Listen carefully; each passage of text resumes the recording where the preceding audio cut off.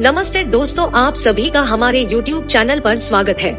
आज के इस वीडियो में हम दुनिया की दो बड़ी स्पेस एजेंसी इसरो और नासा के बारे में बात करने वाले हैं और दोनों के बीच कंपैरिजन करने वाले हैं। भारत की स्पेस एजेंसी इसरो यानी कि इंडियन स्पेस रिसर्च ऑर्गेनाइजेशन की स्थापना 15 अगस्त 1969 को भारत के स्वतंत्रता दिवस के मौके पर हुई थी। इसरो शुरू होने वक्त हमारे देश के पहले प्रधानमंत्री पंडित जवाहरलाल नेहरू और विक्रम साराभाई का बहुत बड़ा हाथ था। यही कारण है कि विक्रम साराभाई को इसरो का जनक भी कहा जाता है।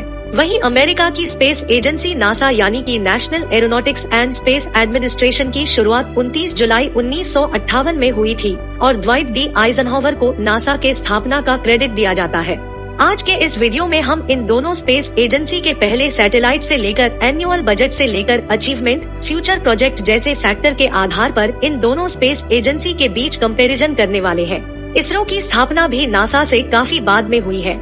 जब नासा अपने अंतरिक्ष यात्रियों को चांद पर भेज रहा था तब हम इसरो की स्थापना के बारे में सोच रहे थे। इससे साफ पता चलता है कि नासा ने कितनी रफ्तार से अपना विकास किया है। दोस्तों, सबसे पहले सैटेलाइट की बात करें तो इसरो ने सबसे पहले सैटेलाइट आर्यभट्टा 19 अप्रैल 1975 को रशिया की मदद से स्पेस में भेजा था और कुछ साल में 1980 में इसरो ने खुद का स्वदेशी सैटेलाइट लॉन्चर SLV-3 बनाकर रोहिणी RS सैटेलाइट लॉन्च किया था।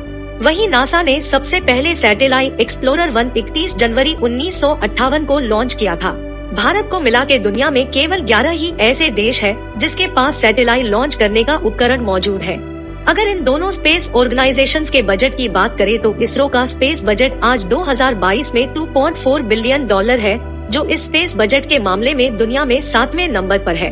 वहीं नासा का स्पेस बजट $25.729 बिलियन है, जो कि स्पेस बजट के मामले में सबसे पहले नंबर पर है।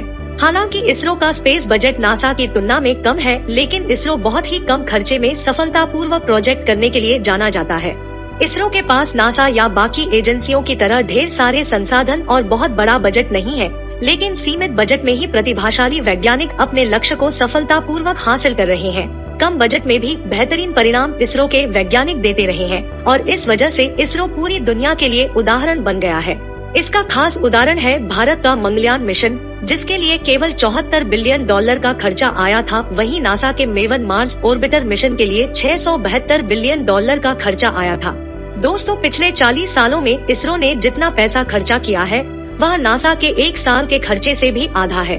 अमेरिका ने मार्च 2020 के आंकड़ों के अनुसार 2666 आर्टिफिशियल सैटेलाइट स्पेस में पहुंचाया है।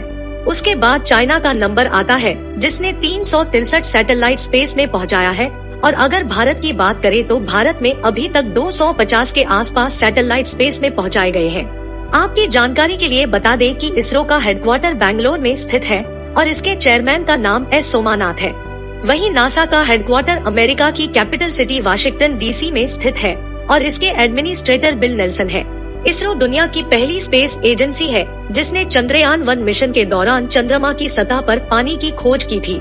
भारत विश्व में इकलौता ऐसा देश है जिसने पहली ही बार में मंगलयान मिशन के माध्यम से मंगल ग्रह पर पहुंचने की सफलता प्राप्त की थी। इससे पहले अमेरिका 5 बार, यूरोपियन यूनियन 8 बार और चाइना व रशिया भी पहले प्रयास में असफल रहे थे।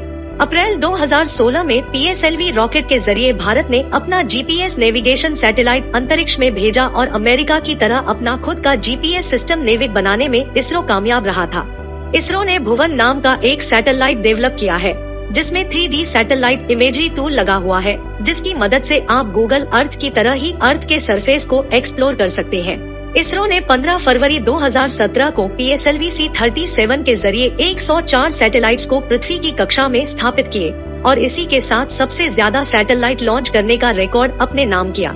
इससे पहले यह रिकॉर्ड रशिया के नाम पर था, जिसने एक साथ 37 सैटेलाइट स्पेस में पहुंचाए थे।